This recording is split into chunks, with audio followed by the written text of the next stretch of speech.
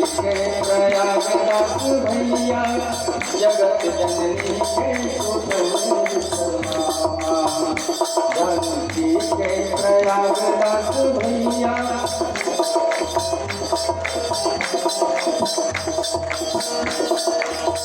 और के घर भूखा मौसा मामा चीजी की जा सभी रिश्ते का नाम लेते हैं कि भैया मेरे सभी मित्रों के घर में कभी मौसा जी आते हैं, कभी फूफा जी आते हैं, कभी दीदी जी आते हैं, कभी जीजा जी आते हैं, और मेरे घर में कोई नहीं आता। हाँ, और के घर फूफा मौसा जी मामा जी जीजा मेरे घर में मैं केवल तू और नहीं कोई तीजा। मेरे घर में मैं केवल तू और नहीं कोई तीजा। यह कैसी दशा असहैया, कैसी दशा असहैया। यह उन्हीं का अंश है, यह उन्हीं का परिणाम है, यह उन्हीं का चिद शक्ति कहते हैं। इसलिए जब तक यह अपने मूल स्वरूप जो इनका है, जिनका यह अंश है, जिनको भगवान गीता जी में कह रहे ममई वांशो जीवलोके जीवभूतः सनातनः। जब तक जीव अपने समान धर्मी ब्रह्म को अपना नहीं मानेगा, परमात्मा को अपना नहीं मानेगा, चाहे राम रूप में हो, कृष्ण रूप में हो, नारायण रूप में हो। और एक बात और है कि उनके जो परम अंतरंग भक्त होते हैं, ज्ञानी होते हैं, जो उस तत्व को जानने वाले हैं, उस तत्व को अनुभव करने वाले हैं, उसमें कहा गया है कि तस्मिन् तज्जने भेदा भावात्, तस्मिन् कस्मिन्, तो वह ब्रह्म जो परमात्मा है उसमें और तत्जन में, उनके जनों में, जिनको हरिजन कहते हैं। आजकल हरिजन का मतलब क्या होता है? देखिए स्टील खुलता नहीं है, तो पूरा भट्टी देंगे तब खुलता है। बोलाइए जरा, ये कैसा है?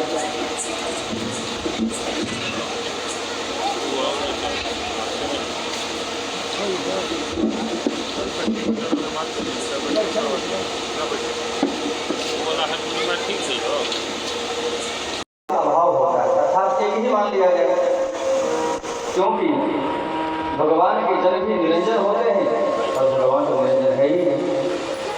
निरंजन परम सामकैति, निरंजन स्थिति को प्राप्त करके यह जीव परम सामता को प्राप्त हो जाता है। भगवान वेद कर रहे हैं।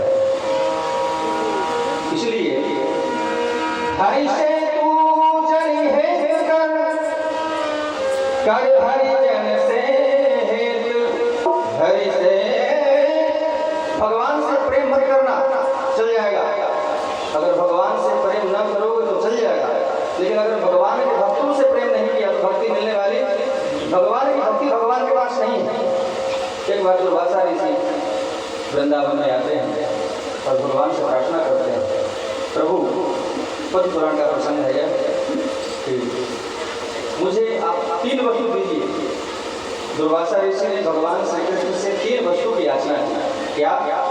एक तो मुझे वृंदावन धाम का आवास दे दीजिए, दूसरी वस्तु मुझे भगवान आपके श्री कृष्ण की भक्ति चाहिए, और तीसरी वस्तु कि वृंदावन में किसी मलेच्छ के घर का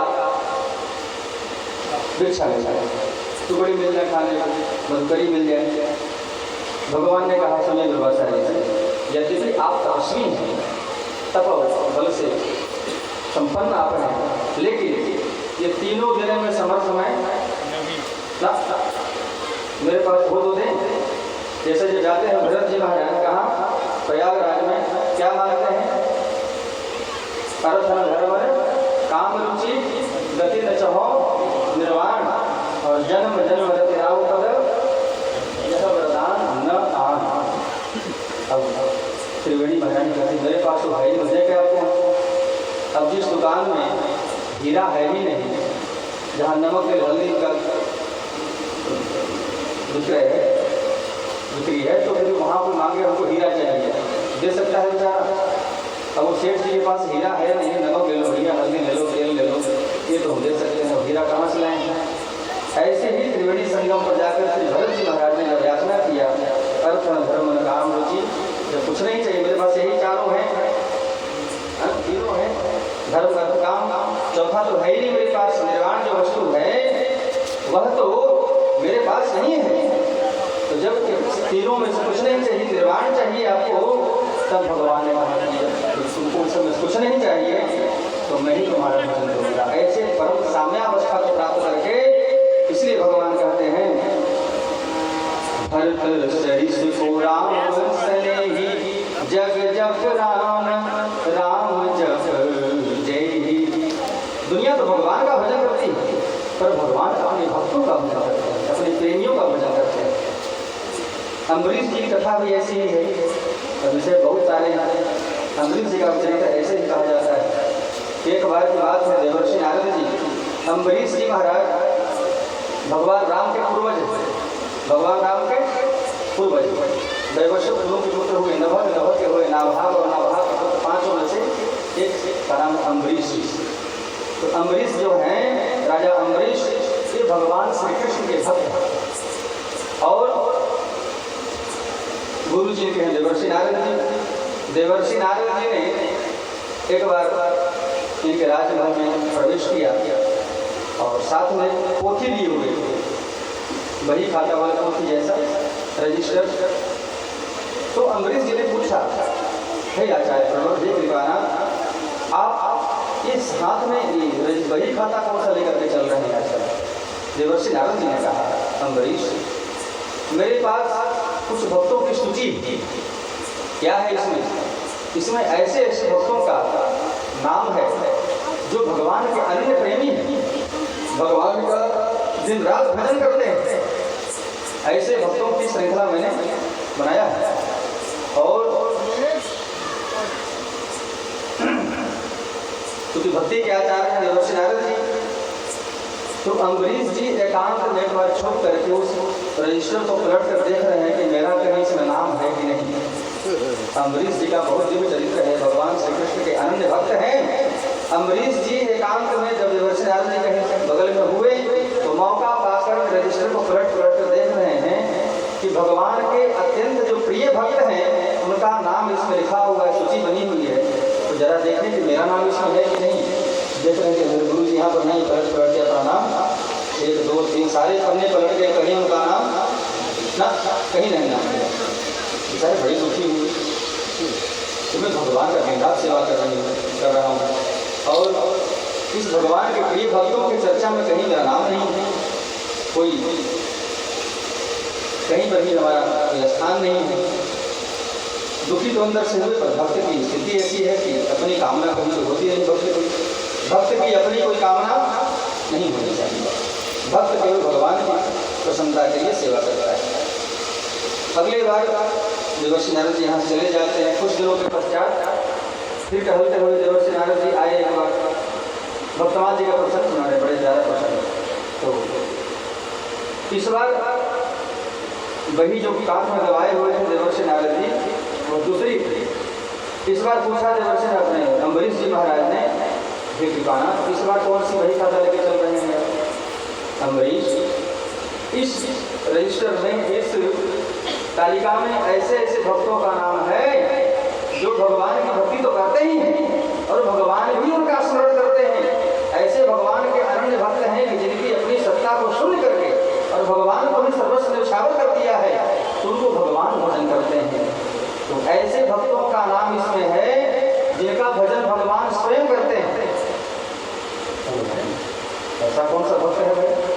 और भक्तों का बड़ा मोटा पोथा बना हुआ है।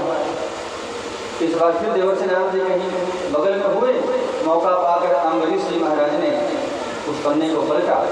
जो ही पहला पन्ना पलटा तो पहले संख्या पर उनका ही नाम था, भक्तराज अम्बरीश। सजग हो, ऐसी भक्ति मेरी भक्ति से प्रसन्न होकर ठाकुर जी मेरा स्मरण करते हैं। वो लंबी है।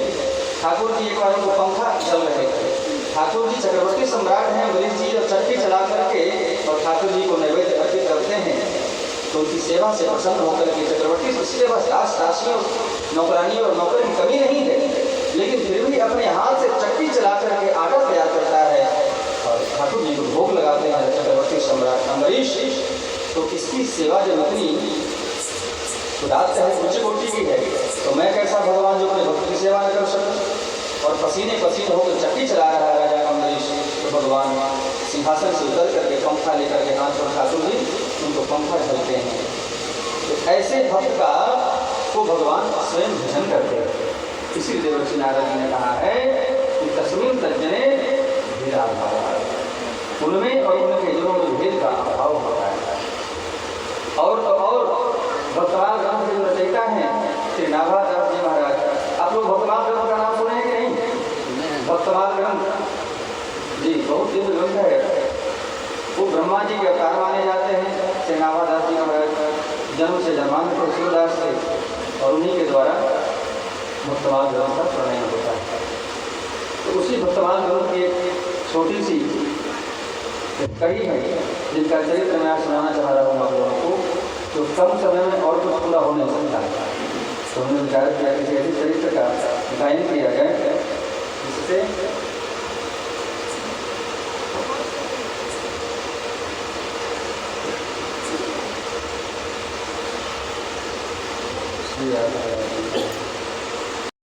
बिहार में ही मिथिलांचल में मिथिला की जो भक्ति है वह रागानुगा भक्ति। ये जितने भी भगवान से संबंध स्थापित करने वाले भक्त हुए हैं उनकी भक्ति का नाम है रागानुगा भक्ति।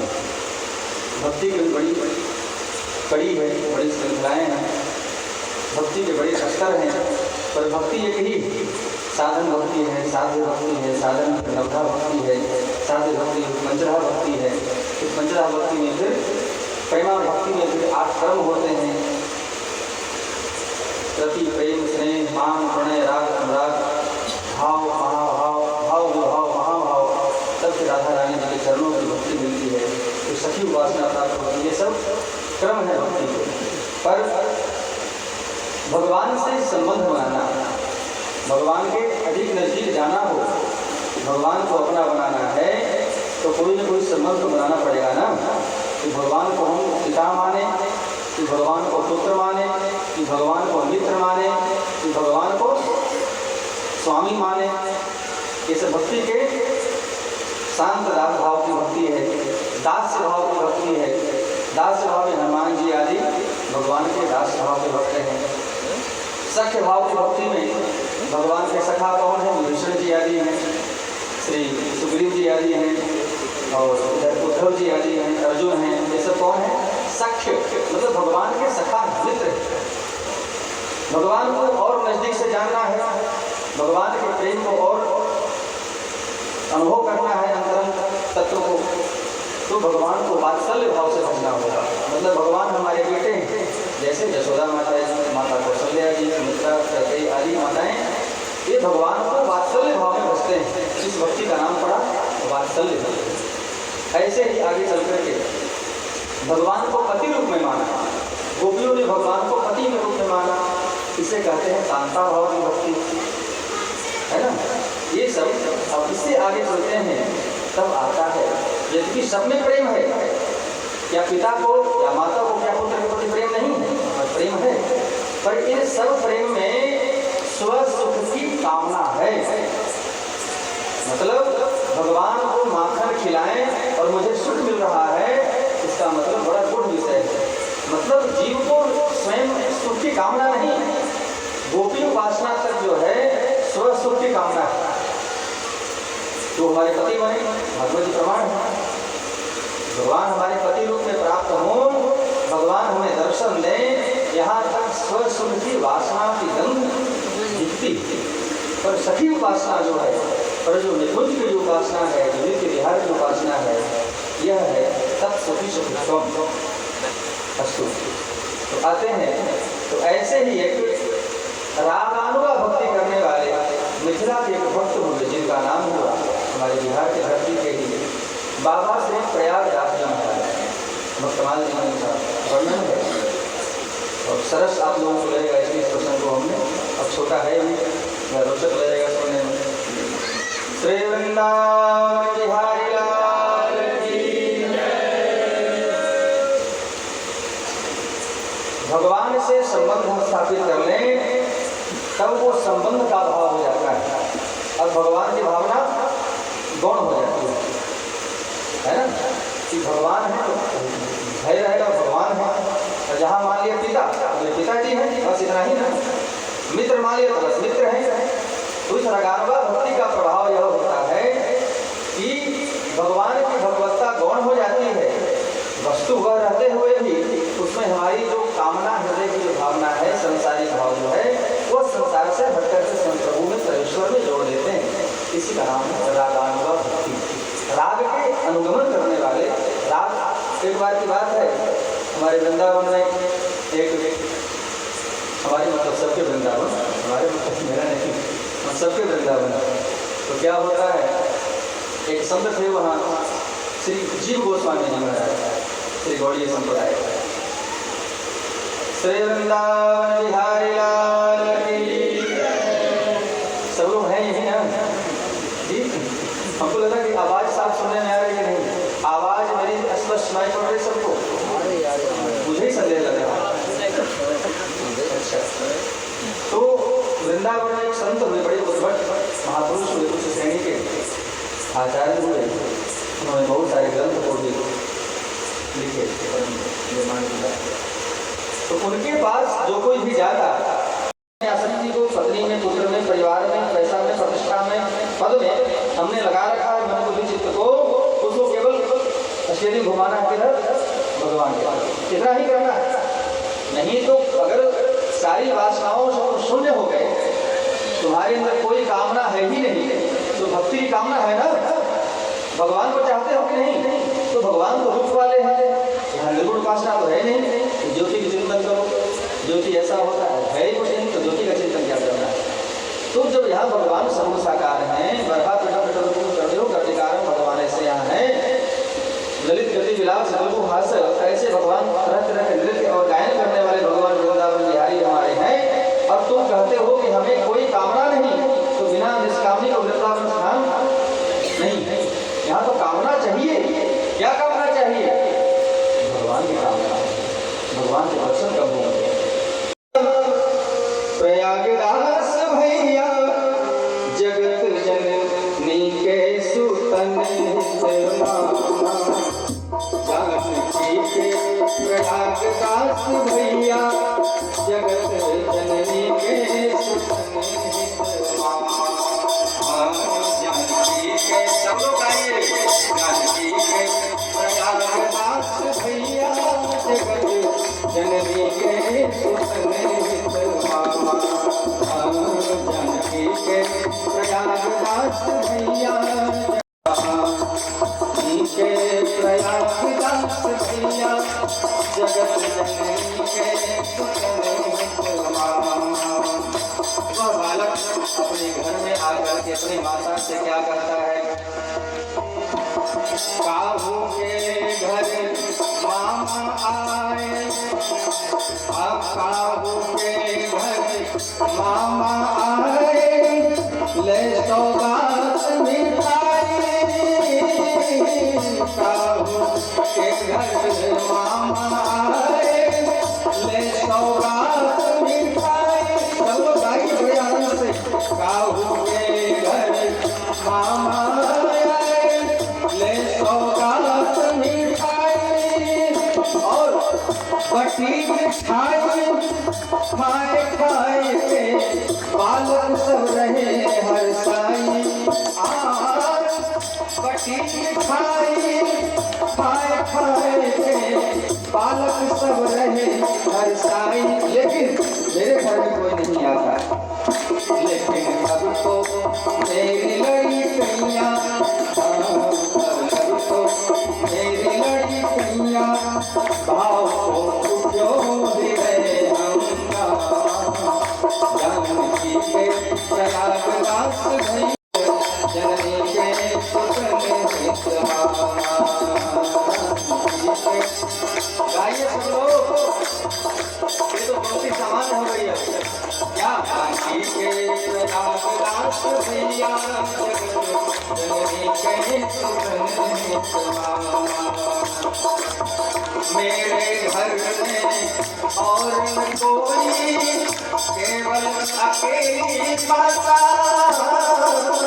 मेरे घर में और न कोई केवल अकेली माता पिता दिवंगत